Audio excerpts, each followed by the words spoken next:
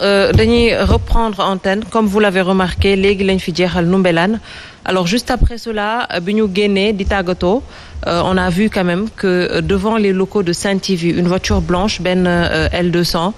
taxaw on nous signale que section de recherche de la gendarmerie de Colobane la donc dañoo ñëwoon interpeller kii di Amadou Ba nekkoon suñu invité ci Ndoumbelane vous l'avez remarqué donc ñu ñëw arrêté ko donc on l'a interpellé juste devant il a demandé à joindre ses avocats jéem na leen jot à joindre également sa famille mais après dañ ko jël yóbbu ko donc loolu tax ñu reprendre justement l'antenne pour essayer de comprendre Serigne Saliou ce qui s'est passé essayer aussi de dénoncer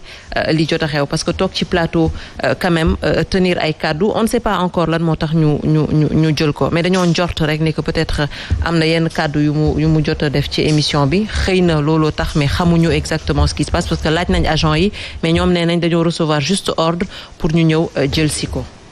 C'est vrai donc ñoom ils sont dans leur rôle ils ont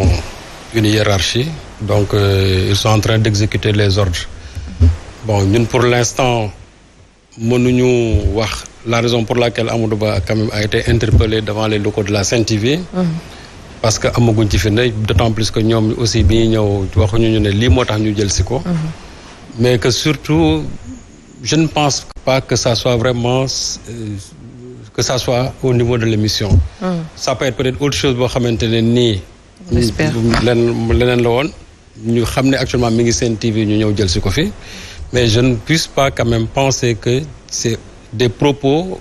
yi mu wax ci émission bi qui puissent lui valoir cette interpellation là. Parce que rien de grave n'a été tenu quand même. En tout cas, tout au long de l'émission.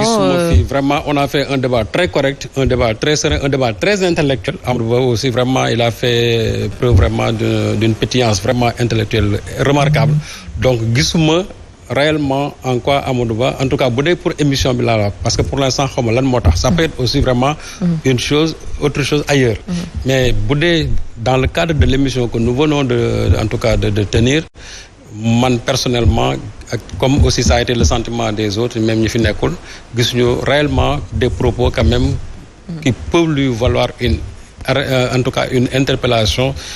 au niveau même en tout cas près des locaux de la Sen TV. waaw mais moi j'aurais vraiment compris que Amadou Ba bu ñu ko soxlaa Amadou Ba koo xam ne vraiment c'est quelqu'un de très correct c'est quelqu'un de très responsable mais ni ñu ko defee bon peut-être que la loi leur permet de faire ça mais en tout cas daal ñun lu ñu metti la parce que nga nekk nit ngeen def vraiment un débat très policé vraiment très policé un débat très intellectuel un débat de bonne facture nga génn parmi un des éléments un des invités ñu ñëw interpeller ko devant les locaux vraiment de la télévision ñun dañ ci am sax benn sentiment vraiment de culpabilité effectivement loo xamante maa ngi la koy wax tout à l'heure ne je me sens extrêmement mal parce que invité nit mu génn ñu interpeller ko c'est quelque chose quand même qui pèse lourd. Il va rejoindre rapidement sa famille espérons que simplement que ñu ko jël si fii buñ ko interroger sur réellement les motifs de cette interpellation là que ça ne soit pas quelque chose quand même qui puisse lui valoir en tout cas autre chose qu'une libération ñun li ñuy soxla daal mooy que bu demee bu ñu ko dégloo aussi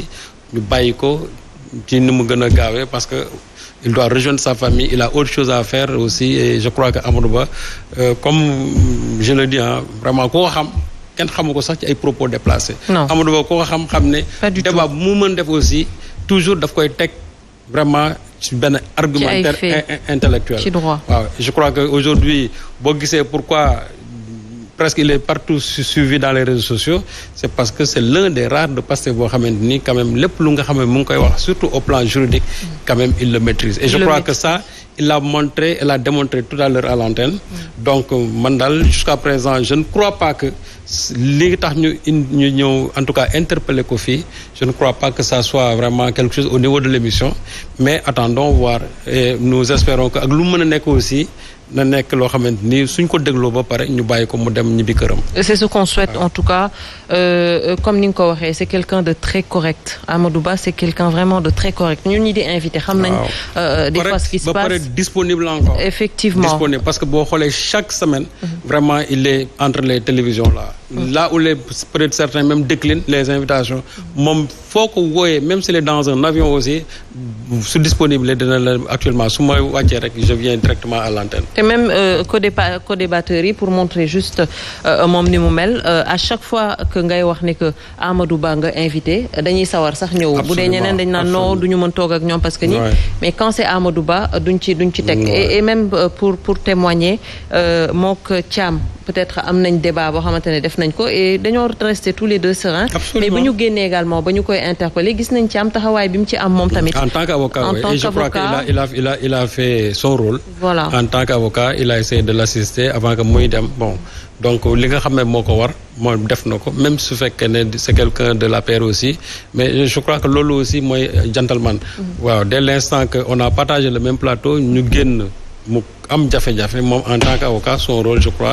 vraiment li nga xam ne waroon na ko def na ko en attendant maintenant que Amadou Ba ces autres avocats puissent réagir ñu dem en tout cas essayer ko assister au niveau de la section de la recherche de la gendarmerie. C'est important juste ces avocats parce que bon je sais pas encore ndax mujjee na leen jot mais mu ngi doon jéem a jot maître Ciré Clédor Ly mu ngi ko doon jéem a jot et puis bëggoon jot également sa famille mais ça ne répondait pas. Donc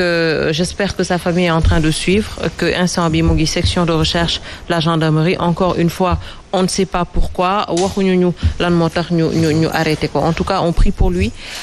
ñu ngi koy ñaanal rek mu bañ fa yàgg. ñu dem ñu interroger ko et puis mu retourner auprès de sa famille il prépare même un voyage en plus il devait voyager demain. Bon surtout nee na préciser rek parce que xam nga généralement bu ñu déggee ne ni dañ ko interpeller les gens souvent ils pensent souvent à une certaine brutalité et cetera. Mais il faut préciser aussi que vraiment ceux qui sont venus le chercher ils ont été corrects aussi. Ils ont été vraiment très corrects avec Amadou Ba. Ils ont dit que nous sommes venus te chercher parce que dañ la war a yóbbu et cetera. Ils lui ont vraiment laissé le temps. d'appeler qui de droit. Bon en tout cas ñu jël ko dugal ko seen oto dema moom donc il y a pas de brutalité il y a rien absolument rien vraiment ceux qui l'ont amené moom ils ont fait vraiment preuve de professionnalisme dans leur métier. Mais au fond également qu'est-ce que ça veut dire aujourd'hui ñu ngi doon waxu que dañuy nekk di suivre peine fin peut-être waa Pastef yi on a vu aujourd'hui ñun ñu nekk témoin des faits qu'est-ce que cela veut dire aussi derrière. waaw xam nga Pastef moom. wala il faut que ñu xam d'abord lan moo tax. waaw même au-delà xam nga déjà nee naa comme que ñun ñi ñëw jël si Amadou Ba wax na ne ñoom.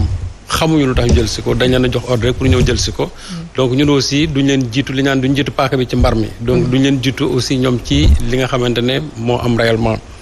mais man dama njort ne peut-être leneen la loo xamante ni bokkul ak li ñu tenir pour les juges qui ont condamné Ousmane xam nga yéen vous jetez le discrédit sur les institutions parce